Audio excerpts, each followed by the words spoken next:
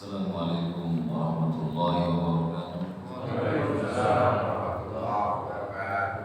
Alhamdulillahirabbil alamin. Wassalatu wassalamu ala asyrofil anbiya'i wal mursalin wa ala alihi wa sahbihi ajma'in. Amma ba'd. Pada saudara kita Bapak Shalih teman-teman sekalian, semoga apa yang beliau tadi sampaikan kepada kita adalah perkara yang hendaknya kita amalkan. Bahwasanya kewajiban kita sebagai hamba Allah adalah terus belajar dan terus belajar. Kita mengambil manfaat dari pelajaran yang diambil dari para asatizah yang kalian ambil ilmunya. Dan ilmu yang kita pelajari adalah ilmu yang akan mengantarkan kita kepada kebenaran yang sejati. Dan ilmu yang bermanfaat adalah ilmu yang dituntut dengan penuh keikhlasan, kemudian diamalkan dalam kehidupan sehari-hari. Dan Nabi yang mulia sallallahu alaihi wasallam senantiasa berdoa setelah beliau salat subuh dengan doa yang masyhur, Allahumma inni as'aluka ilman nafi'an wa rizqan thayyiban wa amalan. Beliau sallallahu alaihi wasallam meminta kepada Allah ilmu yang bermanfaat. Maka beliau adalah orang yang menyampaikan ilmu. Namun beliau tetap meminta kepada Allah ilmu yang bermanfaat. Ilmu yang beliau dapatkan kemudian diamalkan dalam kehidupan sehari-hari. Bapak Ibu sekalian yang saya muliakan, kita berada pada bulan Dzulqa'dah. Dan tak lama lagi kita akan masuk ke dalam bulan Dzulhijjah. 2 bulan yang berturut-turut sebagai bulan haram, juga bulan yang ketiganya dari yang berturut-turut tersebut adalah bulan haram juga. Dan di antara bulan-bulan haram yang agung adalah bulan Dzulhijjah, yang 10 hari pertamanya Allah Jalla wa Ala berfirman wa layalin ashr, dan demi malam-malam yang 10. Ini menunjukkan bahwa malam-malam yang 10 ada di 2 tempat yang dimuliakan oleh Allah.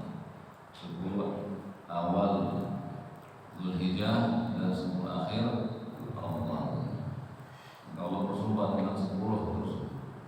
Ini menunjukkan ada perkara yang besar di dalamnya.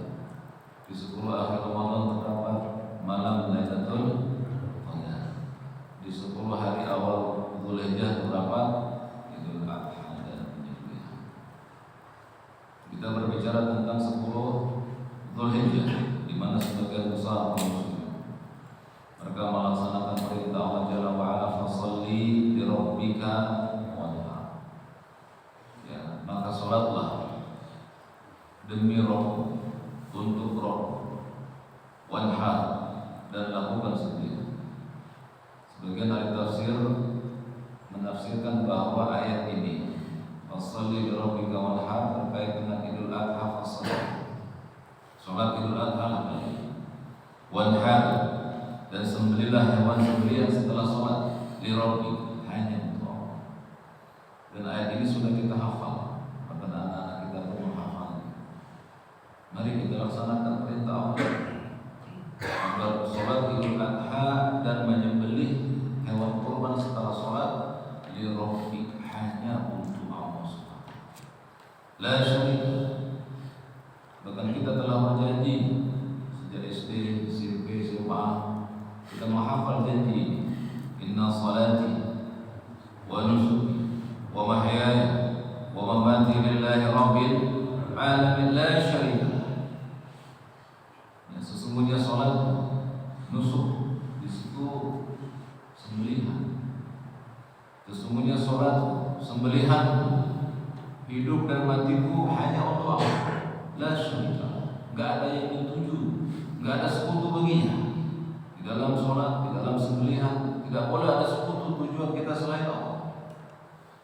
Diperhatikan saudara-saudariku sekalian, bahwa kurban yang kita lakukan setiap tahun, sebagaimana puasa Ramadan yang lalu yang datang kepada kita setiap tahun, harus li rabbika la syarika, hanya untuk Tuhan kita, tidak ada sekutu baginya. Tidak ada sedikit pun di hati kita kurban yang kita persembahkan karena ingin disebut orang yang berkurban. Ya, tidak juga juga kita ingin disebut orang yang hewan kurban yang besar dibanding hewan kurban yang lain. Dan kita cari hewan kurban yang diperintahkan oleh Allah Jalla wa'ala, kemudian kita persembahkan untuk Bapak dan Ibu sekalian. Setiap tahun kita berhadapan dengan penyembelihan hewan kurban. Namun sebagian dari proses penyembelihan tersebut, proses penyelenggaraan hewan kurban, terdapat adanya kekeliruan yang mengakibatkan ketidakabsahan hewan kurban tersebut.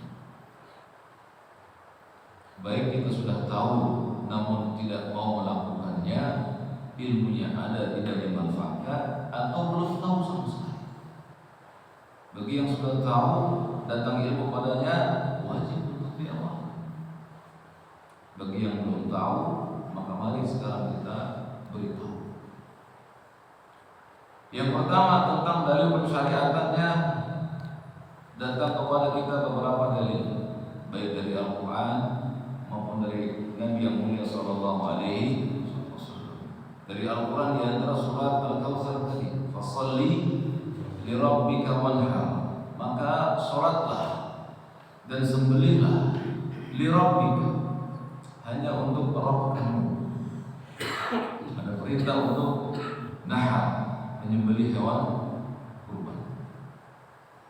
Dalil yang lain surat Al-Hajj ayat yang ke-34, Allah Jalla wa'ala berfirman, wa likulli ummatin ja'alna mansatan nusuk, bagi setiap umat telah kami syariatkan penyembelihan hewan kurban. Ini dalil yang tegas bahwasanya Allah telah mensyariatkan penyembelihan hewan kurban bagi setiap umat. Dari mulai umat Nabi apa yang melakukan penyembelihan? Nabi Adam, bapak kita. Jadi siapa yang menyembelih hewan kurban? Anaknya Nabi Adam. Ya. Kemudian terus berlangsung. Ya. Kemudian dalam surat yang lain Allah Jalla wa'ala berfirman dalam surat Al-Hajj ayat yang ke-28, liyashhadu manafi'a lahum wa yadhkuru ismallaha fi ayyamin ma'lumat. Mereka berdatangan supaya menyaksikan berbagai manfaat untuk mereka dan menyebut nama Allah pada beberapa hari yang telah ditentukan. Ala ma razaqhum min bahimatil an'am. Ini dia syahidnya. Ya. Dan menyebut nama Allah pada beberapa hari yang telah ditentukan atas rezeki yang telah dianugerahkan Allah kepada mereka berupa bahimatul an'am, berupa binatang ternak. Ini syahidnya. Kata Allah Jalla wa'ala, fakulu minha, makanlah sebagiannya, wa at'imul ba'isal faqir, dan berikan sebagiannya kepada orang yang sengsara dan miskin. Ayat yang mulia ini menunjukkan bahwa berkurban itu disyariatkan sahihul kurban, memakan sebagiannya, kemudian memberi makan orang lain sebagian. Ya, hukumnya nanti kita jelaskan. Kemudian jamaah yang saya muliakan, Nabi SAW bersabda, man kana lahu sa'ah wa lam yudah fala yaqrabanna musallana. Kata beliau SAW, barang siapa yang memiliki kelapangan sedangkan dia tidak berkurban, maka jangan mendekati tempat sholat kami. Ya, ini peringatan yang keras kepada setiap umat Muhammad SAW yang mampu berkurban, dia tidak berkurban, maka Nabi peringatkan tidak boleh sholat kaum muslimin. Ya. Berarti dari hadis ini para ulama mengambil bahwa hukum berkurban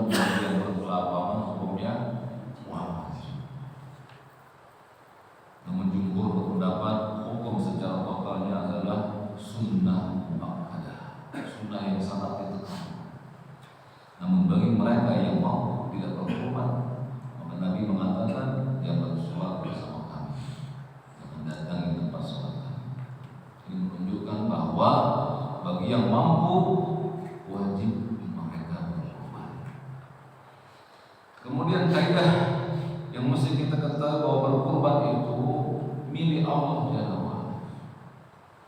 Ketika seseorang telah mengadakan hewan kurbannya, maka hewan kurban tersebut yang tadinya miliknya maka menjadi semua milik Allah Jalla wa'ala. Kalau Allah mengatakan fakulu minha, ambillah sebagiannya untuk dimakan. Ya. Maka tidak boleh hewan kurban tersebut diberikan kepada orang lain dengan sistem dijual. Nanti kita bahas. Dari Anas bin Malik radhiyallahu anhu, dia berkata, Nabi sallallahu alaihi wasallam berkurban dengan 2 kibas. Apa kibas itu, Pak? Domba. Dari 2 kibas berwarna putih. Ya, dominan kibas Nabi berwarna putih atau dominan berwarna putih dan bertanduk, menunjukkan bahwa kurbannya jantan. Walaupun juga oleh para ulama nanti dijelaskan. Kemudian ketika menyembelih, ya, beliau mengucapkan nama Allah, wa yukabbir, dan bertakbir. Berarti ada ucapan Bismillah dan Allahu Akbar. Walaupun juga nanti dijelaskan oleh para ulama bagaimana hukum Bismillah dan takbir. Kemudian beliau menyembelih dengan tangan beliau. Ya. Kemudian menurut perawi hadis bahwa dalam lafaz ini Nabi menyembelih thaminain, artinya mahal. Kalau mahal itu biasanya barang bagus atau enggak bagus? Bagus. Dalam riwayat yang lain dengan menggunakan huruf sin, saminain. Jadi thaminain, ya, itu mahal, bernilai. Dalam hadis yang lain saminain, pakai sin, yang tadi pakai ta, nilainya. Saminain bentuknya gemuk, besar. Jadi baik saminain maupun thaminain sama-sama menunjukkan istimewa, besar dan mahal. Ya. Kemudian beliau mengucapkan Bismillahi wallahu akbar. Bismillahi wallahu akbar. Itu hadis tentang bagaimana beliau berkurban. Dan beliau berkurban dengan 2 ekor domba. Ini menunjukkan bahwa untuk berkurban dengan kambing minimal 1, boleh lebih. Setelah beliau berkhutbah dalam sholat Idul Adha, dalam riwayat yang lain, beliau turun dari mimbarnya dan didatangkan kepada seekor kambing yang besar. Kemudian beliau sallallahu alaihi wasallam menyembelihnya dengan tangan beliau sambil mengatakan Bismillahi wallahu akbar. Kemudian beliau berkata, mohon dicatat ini, apalagi saya kasih kepada Hada anni wa amman lam yudahi min ummati. Jadi ada ucapan dari beliau saat beliau menyembelih, ini dariku dan dari umatku yang belum menyembelih. Berarti 14 abad yang silam Nabi SAW telah menyertakan umat beliau yang belum berkorban. Alhamdulillah.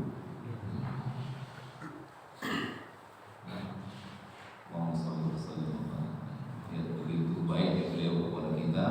Beliau sebut, ya, kurban itu ini dariku dan dari umatku yang belum berkurban. Ya, lafaz ini kemudian dijadikan oleh para ulama menjadi syarat penyembelihan hewan kurban. Baik, kita masuk ke dalam pensyaratan. Yang pertama, syarat-syarat berkurban masuk termasuk padanya syarat beribadah kepada Allah. Dua syarat ibadah agar diterima oleh Allah adalah surat Al-Kahfi ayat 110. Allah Jalla wa Ala berfirman, "Faman kana yarju liqa'a rabbih falyamal 'amalan shalihan wa la yusyrik bi ibadati rabbih ahad." Kata Allah Jalla wa Ala, barang siapa yang ingin berjumpa dengan Rabb-Nya. Ditafsirkan oleh para ulama dengan dua tafsiran, yaitu barang siapa yang ingin melihat wajah Allah. Yang kedua, barang siapa yang ingin melihat pahalanya nanti di sisi Allah. Dua-duanya sah. Berarti di antara tafsirnya, barang siapa yang ingin melihat hasil ibadahnya di sisi Allah nanti, falyamal amalan shalih. Hendaknya dia mengerjakan amal yang saleh. Makna saleh maka muwafaqun li syar'illah. Apa saja yang sesuai dengan syariat Allah saleh. Yang tidak sesuai tidak saleh. Kemudian para ulama bersepakat dengan ayat ini. Disebut dengan amal saleh yang sesuai dengan tuntunan Nabi yang mulia sallallahu alaihi wasallam. Berarti kurban yang tidak mengikuti kurban beliau tata caranya mardud, tertolak. Jadi penting Pak kita perhatikan masalah ini. Kemudian Allah Jalla wa Ala berfirman, "Wa la yusyrik bi ibadati rabbih ahadan." Dan jangan dia menyekutukan Rabb-Nya saat dia beribadah kepada Rabb-Nya. Kurban ibadah apa? Maka jangan syirik pada Allah. Maksudnya syirik apa? Saya tanya nyembah hewan kurban, betul. Namun kita mau sebut syirik kecil di situ. Ya, korban siapa yang paling kecil? Kalau di selfie itu, korban di selfie Pak. Ya, ini menumbuhkan sebuah rasa bangga dengan hewan kurbannya, apalagi yang lainnya hewan kurbannya kecil-kecil. Ya, nah ini hilang Pak pahala kurbannya pada hari itu. Alhamdulillah, jadi jangan main-main tentang perkara kesyirikan. Tertolak amalnya. Ya, sekian lama, sekian tahun berulang-ulang. Ya, hewan kurban kita pahalanya tidak sampai di sisi Allah. Jadi Allah Jalla wa Ala mensyaratkan ibadah itu termasuk dalam ibadah kurban dengan dua syarat. Ikhlas semata-mata karena apa sih Pak? Ikhlas semata-mata karena Allah, Pak Pujo. Saya lagi yang ditanya. Apa tuh ikhlas semata-mata karena Allah dalam berkurban?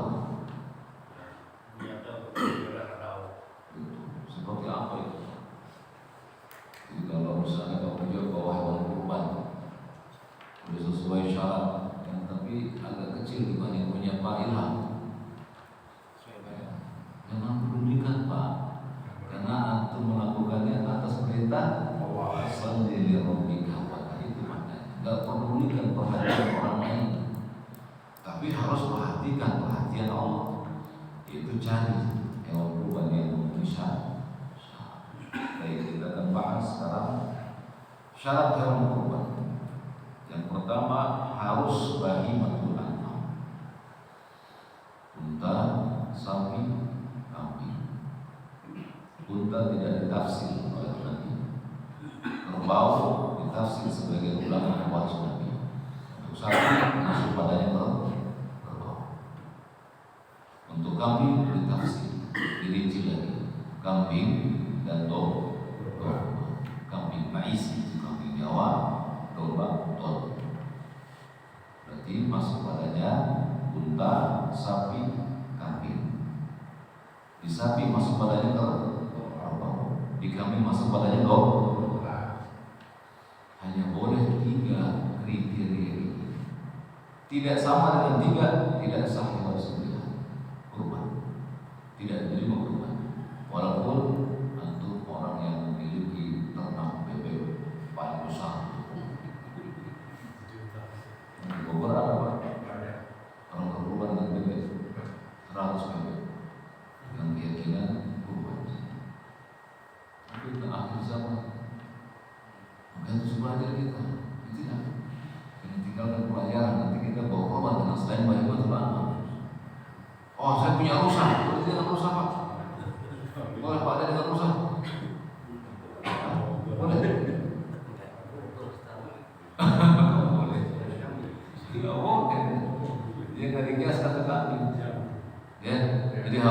unta, sapi, unta, rusa bukan kambing, harus kambing. Ya. Yang pertama ya, apabila tidak sama, man amila amalan laisa alaihi amrun, man amila amalan laisa alaihi amrun faqarat, kata Nabi yang mulia, barang siapa melakukan suatu amalan yang bukan dari ajaran kami, maka dipastikan amalan tersebut selesai sudah. Coba-coba yang melanggar syariat yang mulia ini, perhatikan perubahan-perubahan kita. Yang kedua, para ulama memberikan tambahan. Jadi ini diambil dari nas-nas syariat, muslim dan merdeka. Maka orang kafir, non muslim sembelihannya tidak dianggap sebagai hewan kurban. Juga tidak sedekah. Ya sudah, pemberian biasa. Kalau ada non muslim, tolong saya sembelihan kurban saya. Waktu memotong tetap bismillah. Ya, dan tidak mendapat pahala. Kalau dia budak juga tidak mendapatkan pahala sembelihan. Jadi si muslim dan merdeka. Yang kedua, baligh dan berakal. Maka anak kecil hewan kurbannya tidak bermanfaat baginya. Artinya hewan tersebut tidak memberikan pahala. Dan orang yang berakal, orang gila berkorban tidak ditipu. Yang oleh Allah Jalla wa'ala. Saya akan tidur dulu. Bangun dan tidur. Coba dikit. Ya, kasihan dan tidur dulu. Bangunkan saja. Bangun. Karena termasuk di antara kekeliruan kita dalam belajar, tidur saatlah. Bangunkan. Suruh. Yang ketiga, mampu. Nah, tadi bangun aja. Boleh. Yang ketiga, mampu ditafsirkan oleh Imam Madzhab.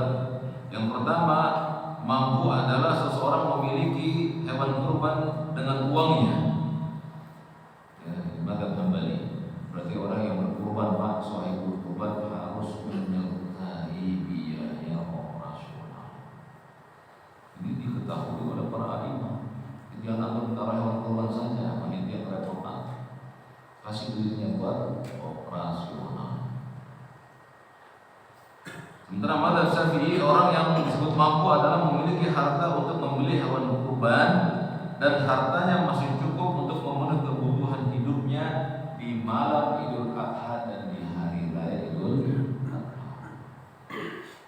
Yang ketiga, madzhab Malik mengatakan bahwa orang yang berkurban disebut mampu apabila setahun di mana dia hidup dia memiliki kemampuan untuk berkurban. Berarti Imam Malik, madzhab Maliki menyuruh untuk melihat apakah ada kemampuan dalam satu tahun. Kemudian madzhab Abu Hanifah bahwa orang yang disebut mampu apabila memiliki harta 100 atau 200 dirham. Dirham atau apa? Emas atau perak? Atau perak. Dan 1 dirham 94.675. Berarti orang yang memiliki uang 9 juta wajib baginya berkurban. Punya apa? 9 juta punya. Wah, wajib berkurban tuh ya. Dia bilang insyaallah masih berkurban ya. Iya, gitu ya.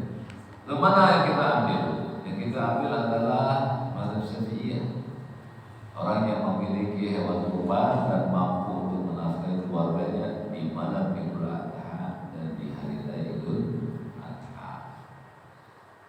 Lalu murid Syafi'i kemudian memperinci, kalau pada hari itu dia memiliki uang yang mampu membeli hewan kurban yang paling sedang ukurannya dan mampu menafkahi keluarganya, wajib baginya berkurban.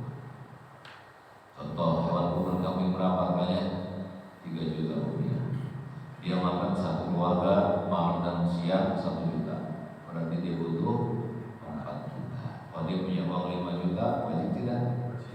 Kalau punya 4 juta, wajib. Kalau punya 3 juta, enggak wajib. Paham?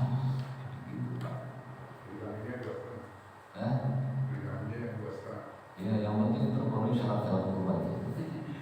Ya. Baik, itu tadi syarat bagi orang yang akan berkurban. Sekarang syarat hewan kurban. Yang pertama, masih bahagia kalimatul an'am. Yang kedua, usianya masuk syariat. Dari perintah Nabi riwayat Muslim bahwa Nabi sallallahu alaihi wasallam bersabda, la tadbahu illa musinnah. Jangan kalian berkurban kecuali dengan musinnah. Illa an ya'sar alaikum fadadbahu jada'ah minad-dhamm. Kalau kalian gak mampu dengan musinnah, maka berkurbanlah dengan jada'ah dari domba. Nah, ini Pak tadi bersyariat usia hewan kurban, yaitu mesti musinnah. Apa itu musinnah? Sudah bergigi sempurna. Barulah para imam mengambil hukum dari hukum ini. Yang pertama, musinnah bagi kambing adalah masuk padanya 1 tahun sempurna dan masuk tahun kedua. Berarti minimal berapa? 1 tahun sempurna, setahun, bukan 11 bulan, kurang dikit, nggak boleh. Harus 12 bulan, pas, lebih bagus. Ya, itu untuk musinnah kambing. Musinnah bagi sapi adalah 2 tahun masuk tahun ketiga. Musinnah bagi unta adalah 5 tahun sempurna masuk tahun ke-6. Bisa ingat? Bagi sapi berapa? Bagi kambing? Bagi unta? Adapun bagi domba adalah jada'ah, masuk dewasa domba. Para ahli domba itu Pak mengetahui Pak, 6 bulan itu domba dewasa. Maka 6 bulan domba sudah bisa dibeli sebagai hewan kurban. Di domba 6 bulan sudah boleh. Kalau kambing boleh 6 bulan? Enggak boleh. Tapi Nabi mengatakan jangan kalian menyembelih kecuali musinnah. Di domba yang 6 bulan hanya boleh kalau tidak ada kambing 1 tahun. Susah dari kambing 1 tahun Pak. Ada domba boleh 6 bulan. Paham? Begitu ya. Nabi larang, tak boleh kalau ada kambing, ada kurban kambing. Kambing yang 1 tahun. Kalau tidak ada, baru ada dari domba.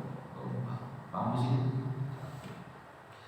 Ya, para ulama Syafi'iyah mengatakan umur hewan kurban adalah al-jadab, domba yang umur 6 bulan atau 1 tahun. Al-ma'iz, kambing Jawa yang berumur 1 sampai 2 tahun.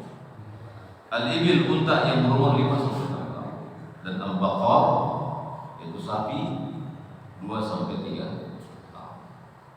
Jadi jangan kurang dari itu tidak bisa disepakati para ulama. Ada orang beli kambing, antum jangan sembarangan juga beli kambing. Tanya usia berapa ini? Wah, dikit lagi ulang tahun. Gak berapa? Belum 1 tahun. Ya, walaupun besar badannya, gak boleh. Jadi yang pertama harus masuk usia selesai syariat. Yang berikutnya bebas dari cacat.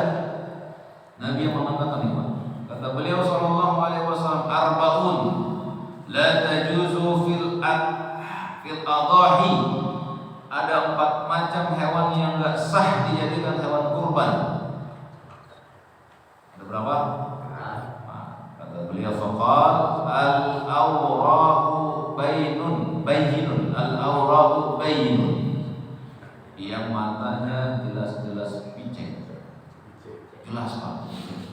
Atau rambut satu putih, buta, jelas-jelas kelihatan. Yang kedua kata beliau al-maridatu bayyin, yang jelas-jelas sakitnya.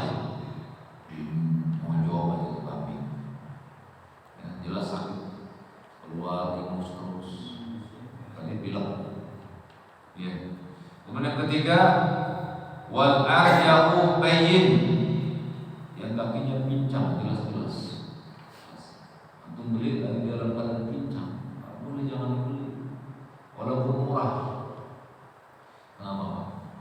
Lirabbi, untuk Allah Jalla wa'ala. Yang keempat kata beliau wal kasirul lati la tanfa. Kata beliau yang badannya kurus, yang tidak berdaging. Ya boleh Pak.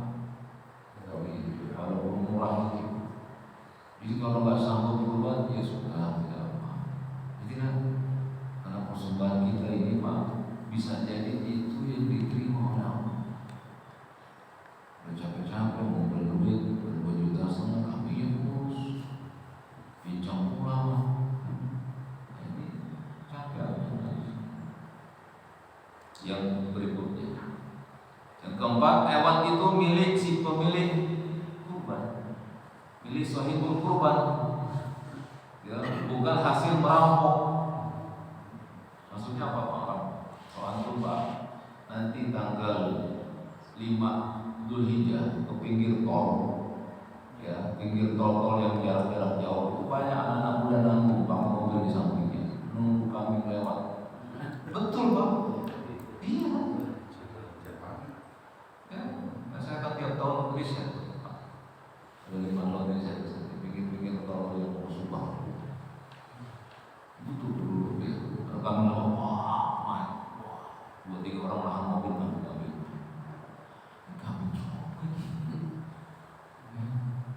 Pas saya berhenti saya tanya, Mas kami bisa lari? Berarti tebak sendiri lah. Kalau punya kan nggak marah ya, lari. Yang kedua dari hasil menipu, ya, menipu, berdusta, nggak boleh. Jadi nggak boleh korupsi. Hasil korupsi itu nanti nggak bisa diterima. Ya. Dari Jabir bin Abdullah radhiyallahu anhu, Nabi Shallallahu Alaihi Wasallam pada saat Hudaybiyah beliau dari Jabir, kami telah menyembelih kurban bersama Nabi SAW di Hudaybiyah, seekor unta untuk 7 orang dan seekor sapi juga untuk 7. Hadis ini mengisyaratkan dan mensyaratkan bahwa kepemilikan hewan kurban tersebut harus jelas-jelas, artinya tidak boleh hasil dari perbuatan curang, dan untuk sapi dibolehkan 4 bulan. Berapa sapi? Unta. Nah, untuk yang 10 pendapat yang dhaif. Unta itu 10 orang dhaif. Yang sah adalah 7 orang. Unta dan sapi sama, itu 7 orang. Berdasarkan riwayat Muslim, Abu Daud, Tirmizi dan Ibnu Majah. Ya, berarti unta dengan 10 orang tidak diperkenankan 7 orang, dan itu terjadi saat unta-unta itu susah ditemui dan dimasuk dalam hadis itu. Kemudian dari Atta bin Yasar, bahwasanya aku pernah bertanya pada Ayyub al-Ansari bagaimana kurban di masa Rasulullah SAW, maka beliau menjawab, kana rajul yudahi bisyad anhu wa an ahli baiti fayakuluna wa yu'minu. Ini hadis yang menyuruh bahwa kambing tidak boleh patungan. Ya. Kami menyembelih kurban di zaman Nabi SAW.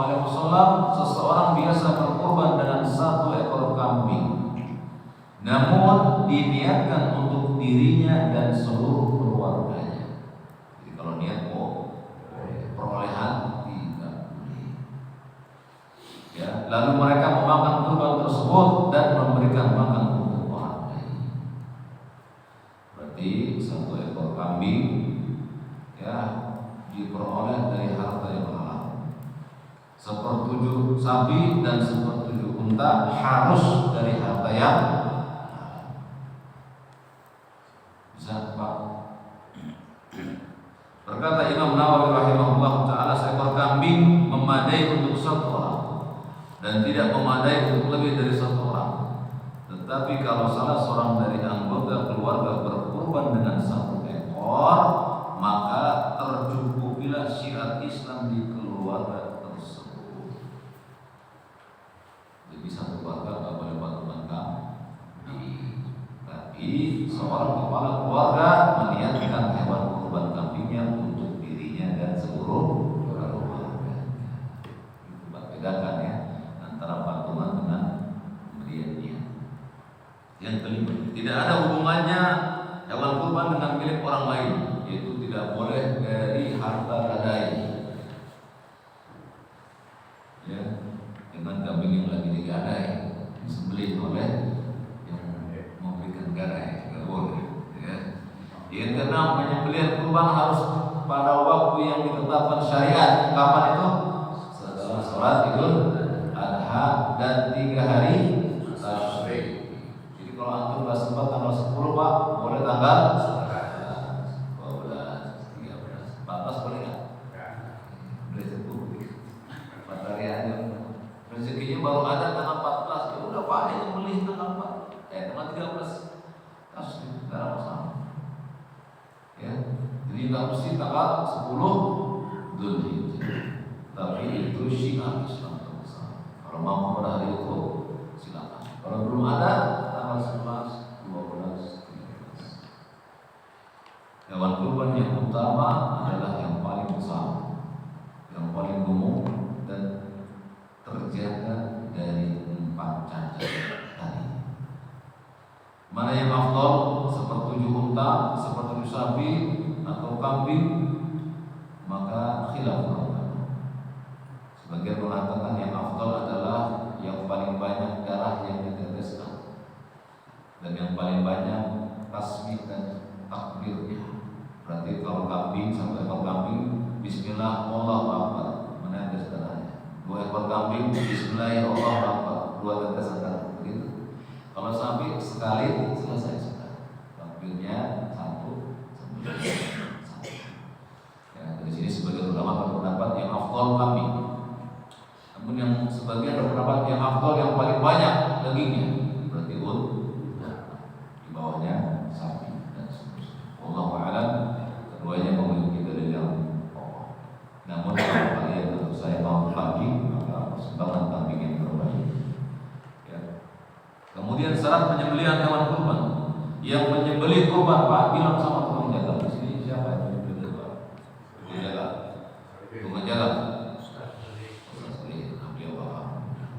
Wajib baginya untuk membaca bismillah. Namun Allah Akbar berhukum di bismillah saja wajib. Tidak ada bismillah jadi bangki. Tanggung jawab Allah.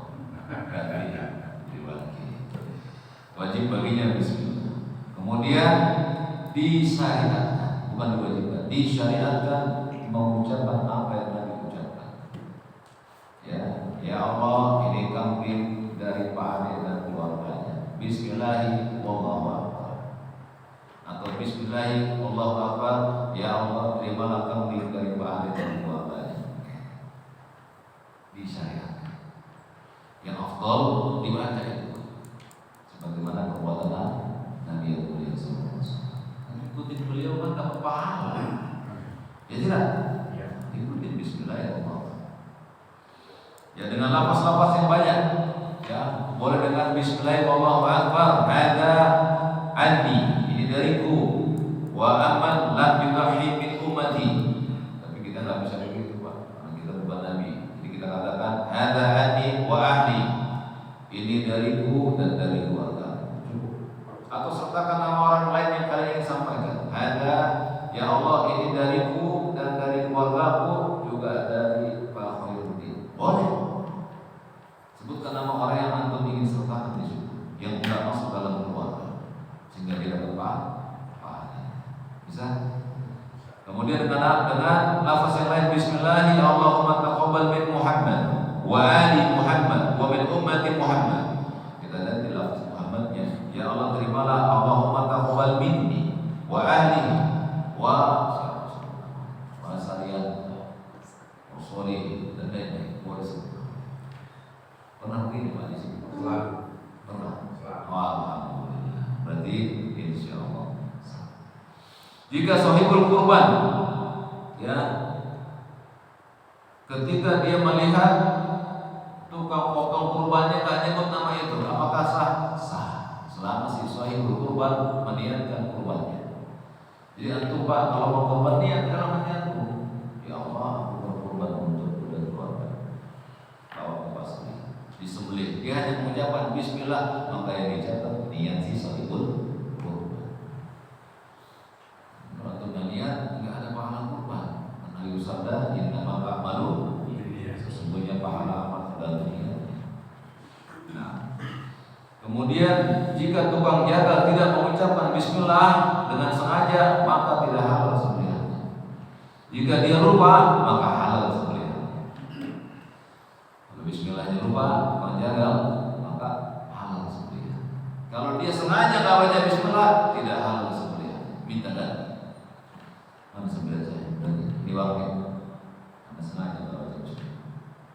Jadi ingetin, jangan lupa bismillah ya. Karena Allah bisa lupa suami semangat lupa bismillah. Dan setiap satu sembelihan satu basmalah. Paham? Nah. Dan tidak terdapat dalil dari Nabi SAW dan para sahabat mengucapkan sholawat saat menyembelih. Tidak ada. Itu pendapat Asy-Syafi'i rahimahullah ta'ala.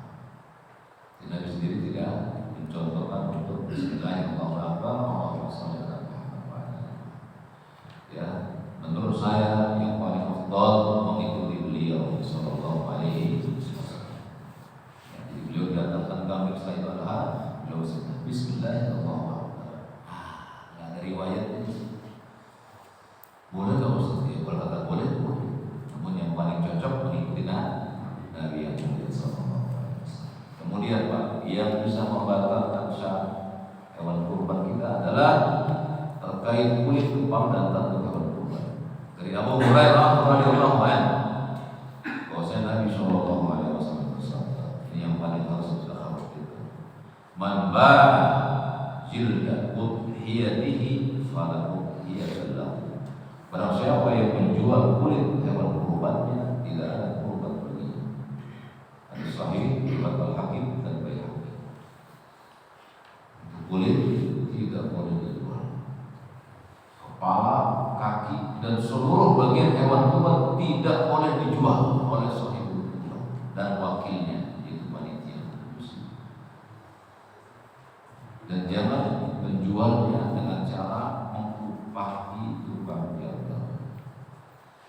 Lalu bagaimana cara mengupahi tukang jagal agar syarat-syarat itu menjadi diterima? Yaitu dijelaskan oleh Ali bin Abi Thalib radhiyallahu anhu. Kata Ali bin Abi Thalib, kami membayar nahnu nuktihi bin bidina. Kami membayar tukang jagal dari uang yang ada pada kami. Caranya Pak, untuk menghindari bahwa tukang jagal itu diupahi dengan hewan kurban, bayar tukang jagalnya di awal. Atau tulis untuk memotong semua upahnya 1 bulan. Ya, nanti saya bayar. Jadi tahu supaya dia tidak menjadikan bagian hewan kurbannya sebagai upah. Kalau dia jadikan itu sebagai upah, maka TKN dan panitia serta sahibul kurban telah menjual bagian hewan kurban. Ya, jadi mengupah tukang jagal termasuk menjual bagian hewan kurban. Lalu bagaimana tentang kulit, kepala dan lain-lainnya? Kumpulkan, kasih kaum muslimin. Hadiahin aja ke kaum muslimin dipakai. Jangan dijual. Kan biasanya Pak berenang ribu tukang-tukang yang siap-siap beli gitu. Ya tidak. Kasih kaum muslimin. Kalau mereka Pak, Bapak Darno, antum anak kasih hadiah kulit. Gimana bisa nggak diwakil? Oke Pak, terima dulu ya. Oke, saya terima. Antum cari tukang kasih dia, Pak. Jadi jangan langsung dibeli uangnya masuk kas negara, masuk ke kas TKN. Enggak boleh. Ya, jadi kulit hewan kurban dijual, sahibul kurban kasihan, kurban tidak diterima oleh Allah. Nabi sallallahu alaihi wasallam yang bersabda, "Awan tuh selama ini kurban antum gede-gede ditolak oleh Allah." Ya, jadi tidak boleh menjual bagian hewan kurban, baik dagingnya, tanduknya, kepalanya, kakinya, kulitnya nggak boleh dijual. Tapi kalau orang miskin yang mendapatkannya, dari ulama mazhab Syafi'i diizinkan. Bagi orang miskin yang menerima karena kefakirannya bagian dari hewan kurbannya, dia boleh menjualnya. Khusus untuk yang fakir. Namun bagi yang kaya yang disedekahkan dari hewan kurban tidak boleh menjualnya. Imam Nawawi, kami menganggap orang kaya yang menerima hadiah dari hewan kurban wajib untuk mengganti nilainya. Ya, jadi main-main kan Pak, ya, kurban kita. Lalu distribusi hewan kurban, tidak ada dalil dari Nabi yang mulia bahwa hewan kurban mesti dibagi 3 bagian sama. Dan ini kekeliruan dari hadis Nabi yang mulia sallallahu alaihi wasallam. Bahwa Nabi sallallahu Sallallahu Alaihi Wasallam bersabda, "Kulu wa at'imu wadakhiru." Kata beliau Sallallahu Alaihi Wasallam, maka makanlah, ya, simpanlah dan berikanlah sebagai sedekah. Memang ada 3 bagian, Pak. Namun tidak boleh dibagi sepertiga dengan porsi yang sama. Nabi berkurban dengan 100 ekor unta dan Ali bin Abi Thalib yang menyembelihnya, semua dagingnya, kulit unta, bahkan kulit yang dipakaikan di atas unta juga diberikan kepada fakir. Jadi nggak mesti sepertiga itu harus bagian yang sama. Misalnya sapi 300 kg, wah, berdasarkan hadis Nabi mesti sepertiga punya sahibul kurban, sepertiga 100 kilo disimpan, 100 kilo bersedekah. Tidak. Sepertiga di sini bukan harus sepertiga dengan jumlah yang sama, tapi diambil pahanya dia, susahnya buat yang lain boleh tidak sepertiga. Ya, jadi distribusinya tidak mesti begitu. Namun secara umum distribusi hewan kurban dimakan oleh sahibul kurban, disedekahkan kepada fakir miskin, dan dihadiahkan kepada selain fakir miskin. Berarti boleh tidak panitia makan? Boleh, berdasarkan keadaan. Ya, jadi boleh panitia makan, namun jangan paling banyak jatahnya dibanding fakir miskin. Ya, cukuplah seadanya. Ya, itu distribusi hewan kurban. Dari hadis-hadis terkait hewan kurban, maka didapat kesimpulan bahwa seluruh syarat-syarat penyembelihan hewan kurban menjadi syarat yang tidak bisa ditolak. Kurang dari satu persyaratan tidak sah sembelihan. Artinya hewan kurban tersebut tidak menjadikan pahala bagi sahibul kurban. Maka perhatikan, ya, kalau sudah dilakukan dengan baik, maka dengan baik. Yang terutama yang menjadi permasalahan di masyarakat adalah bagaimana tentang kulit hewan kurban. Tidak, ini menjadi dilema karena tidak ada dalilnya. Nah, ini dalilnya bahwa barang siapa yang menjual kulit hewan kurban, kata Nabi, tidak ada kurban baginya. Ancaman yang keras bagi setiap orang atau setiap kurban atau wakil dari setiap kurban menjual bagian dari hewan kurban. Aqulu qouli hadza wa astaghfirullahaladzim li wa lakum wa lisairil muslimina min kulli dhanbin fastaghfiruhu innahu huwal ghafurur rahim.